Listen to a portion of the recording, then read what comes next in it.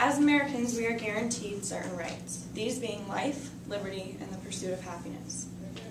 However, when suffering from a terminal illness, many of these things are no longer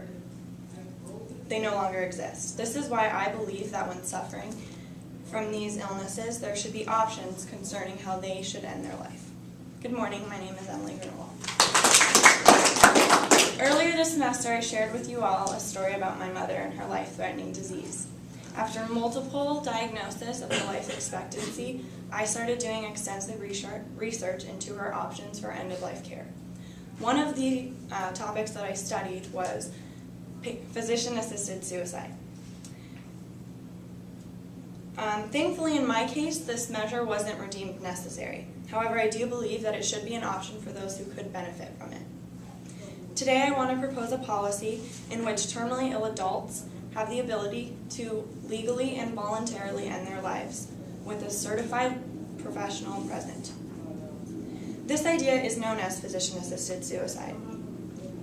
And this is a decision that should be made by the patient as a last resort with the totality of their situation taken into consideration. I believe that after you learn the truth about this topic, you will revisit your position about physician-assisted suicide. During this presentation, I intend to diagnose the problem of illegal physician-assisted suicide, to introduce those causes, and finally, I hope to show that by implementing a Death with Dignity Act, we will provide the solution. The problem with physician-assisted suicide is that it is currently illegal in all but 2 states in the U.S., even though there are people suffering from terminal illnesses all over the country.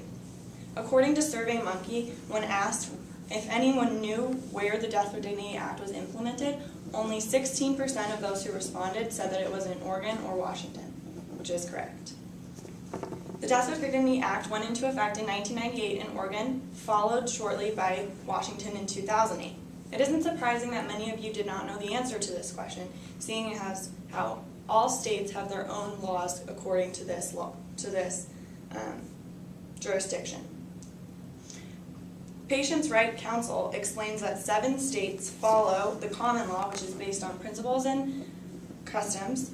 11 states have voted that suicide with any type of aid is considered manslaughter, and the rest of the states sort it as being a felony. The important aspect of this problem is focusing on those terminal illnesses. An example would be motor neuron disease, otherwise known as Lou Gehrig's disease. This disease affects the nerve cells in your brain and spinal cord, which controls your voluntary muscle activity.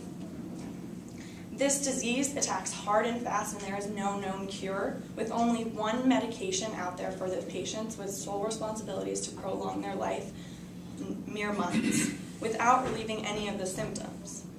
At least it didn't in the case of Craig Ewart.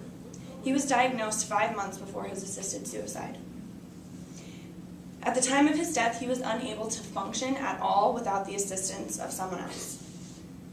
In a span of 5 months, can you imagine going from being self-sufficient to dying? Now that we've identified the problem, let's connect the causes. The cause of this complication can be traced back to 2 major sources, which are the negative stigma and the ignorance about the topic. When it comes to physician-assisted suicide, there's always a question about treatment options. If there is any way that a patient can be helped by traditional treatment, it is the physician's obligation to make sure that that patient is treated, which is why current law states in Washington and Oregon that they have to be seen by at least 2 doctors before they can become a candidate in the program. Although everyone has an opinion about this topic, it is clear from the specific problems that not everyone knows what physician-assisted suicide is. According to Yogi Amin and Anne-Marie Irwin in a peer-reviewed article entitled Physician-Assisted Suicide, the term can be defined as the provisional of a lethal medication by a clinician for the intention of that patient to end his or her life. Additionally, under the Death with Dignity Act, the patient must be considered terminally ill and deemed mentally fit in order to be accepted. We've talked about the problems and the causes. Now let's search for the solution. Thankfully, in states like Oregon and Washington, there is a solution, and it is the only way to end suffering for those terminal patients. What you will need to do is to vote in House Bill 3884, which is a relative to the Death with Dignity Act. By expressing public interest in acts such as these to our representatives and senators, we can play a huge role in helping the patients who are suffering to not experience what other terminal ill patients have. You can send letters to the offices of our current Arizona state senators. And now let's call this to conclusion. Today we diagnosed the problem of people suffering because of the law that currently makes physician-assisted suicide illegal. We learned what was causing these complications and searched for a solution to stop human suffering. Craig Ewart explained his justifications best in his documentary Right to Die. And I quote, "If I go through with it, I die, as I must at some point. If I don't go through with it, my choice is to essentially suffer and to inflict suffering on myself and my family, and then die, possibly in a way that is more stressful and painful. So I have death, and I have suffering in death." Craig Ewart was trapped in his disease. Before he died, he no longer assumed those certain rights that every American is guaranteed. But because of physician-assisted suicide and the Death with Dignity Act, in the last moments of Craig's life, he was able and had the liberty to end it all.